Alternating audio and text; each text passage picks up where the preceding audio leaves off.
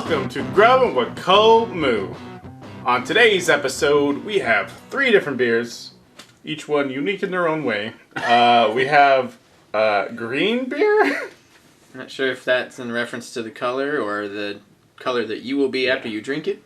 From Boss, product of Poland. It's got stuff floating in the bottom of it, so that's good. Yeah, we picked it up because I saw it on Bevmo and it was like 97 cents. It's like the way the numbers are listed, you see the big dollar number and then like the cents are really tiny. Yeah. The big dollar number was just a giant zero. I'm like, what the fuck?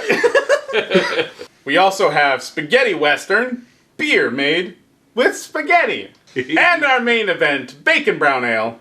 Surprisingly, with bacon. Let's start with the green. Oh, it's green. Do you smell that?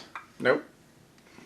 Yeah, that was really skunky when I first opened it. It reminds me of something. Oh, yeah, I can smell it here now. It reminds me of something. That is some potent beer. You're pouring it all fucking wrong. Is there a right way to pour green beer? Well, it seems that you love head. Wero loves head. I think we've established this already. Oh, shit. Oh, you're pouring it wrong, Lofi! I think we've established you like head. We're going to have to do a second round of pours, because, like, I got to let this die down.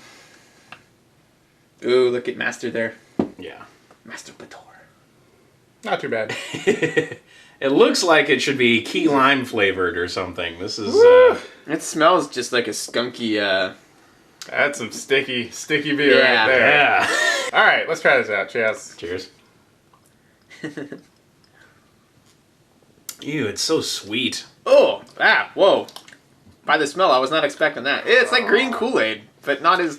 There's weird, yeah, there is something green to the flavor. Like, that's definitely not just beer. Like, I assumed it was just like a lager, a pilsner of some sort. That's what it smelled like, but... But no, that has a distinct sweet Malt sort of beverage with artificial color added. It's that's a gross... it's malt beverage. Oh, it's malt. That's what I'm getting. It's a gross combination of flavors. I guess if we actually read the bottle, that would have... Fucking... It's like a 4% malt liquor. Yeah. Like, that is dumb. Yeah, well, it's same as... Well, no, it's not even a malt liquor. It's a malt beverage, which is like thing. what... No, it's completely different.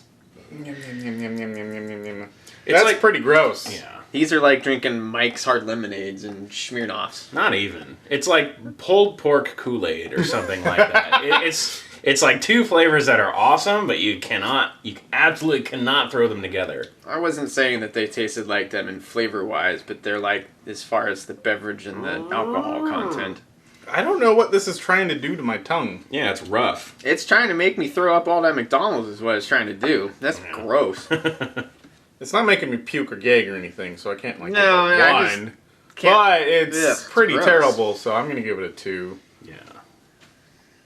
Yeah, I'm right there with you. A 2 is fair. This is a finish line too far. If you try to get through this whole bottle, you're gonna be gagging before you're done. I don't know who's the target demo for this. Leprechauns.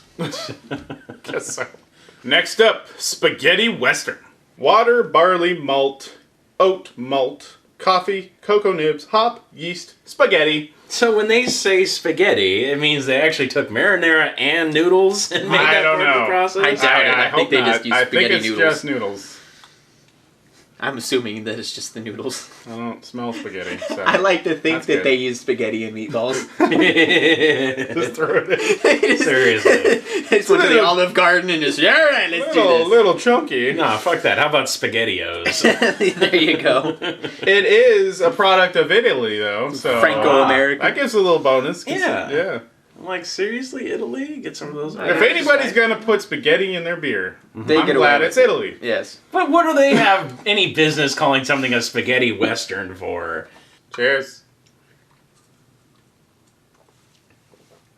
Ooh, that's strong. Woo! That hits on a lot of right notes for me. 8.7. Ah, okay. 8.7 ABV. It's pretty. Yeah. It's got a lot of chocolate and a Yeah, lot Exactly. of cocoa. I was gonna say that. It's like very rich coffee and cocoa, and it's nice. You can taste that it's nibs. Like, if you've ever had cocoa nibs, like that strong, chocolate sort of, or cocoa sort of flavor.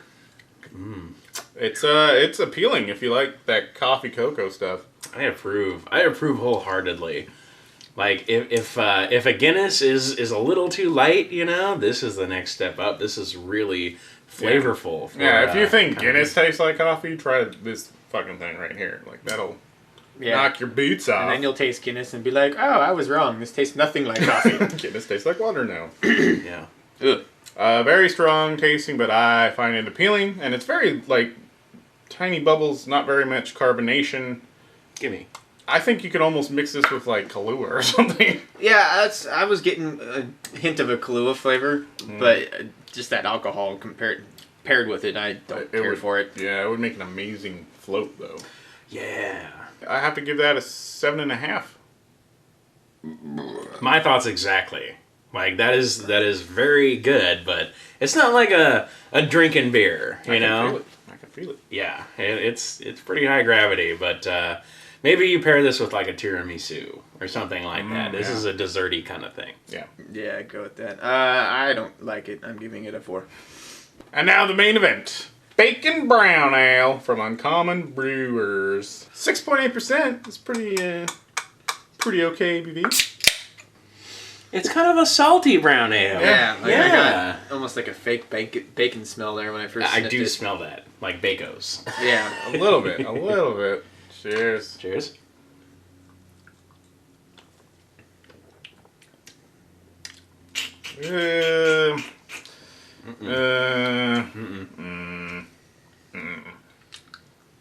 Like, I don't like brown ales when they're sweet, but when they're not sweet and there's something on the side, that's even more disconcerting.